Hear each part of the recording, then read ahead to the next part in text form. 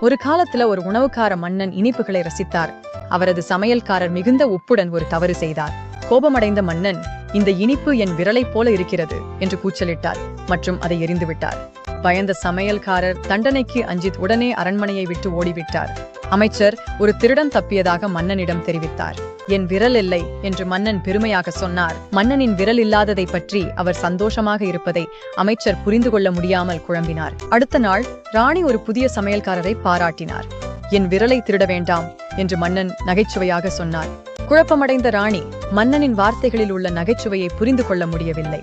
வேட்டையில் ஒரு நரி பற்றிய செய்தியை மன்னன் புறக்கணித்தார். என் விரலை எடுத்துக்கொள்ளவில்லை என்று அவர் சிந்தித்தார். வேட்டைக்காரர்கள் ஒருவருக்கொருவர் குழப்பமான பார்வைகளை பரிமாறிக்கொண்டனர்.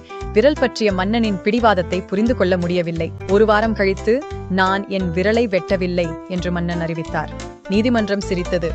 சமையல்காரரின் உப்பு குழப்பம் என் விரலை பாதுகாக்கிறது என்று அவர் சேர்த்து கூற அனைவரும் மகிழ்ந்தனர். பாவப்பட்ட சமையல்காரர் இனிப்புகளை தவிர்த்தாலும் உப்புக்கான பழிவாங்கலை பற்றி கவலைப்பட்டார். மன்னன் உண்மையில் தன் பெருவிரல் தான் சாப்பிடத்தக்கதாக ஆனது என்பதை உணர்ந்தபோது மகிழ்ச்சி பரவியது. நகைச்சுவைக்கு ஏற்ற இந்த கதை அரசவையின் சமையல் தவறுகளின் புராணமாக நிலை பெற்றது. இறுதியில் விரல் உணவு பற்றிய இந்த கதை தலைமுறைகளுக்கு சிரிப்பை தந்தது.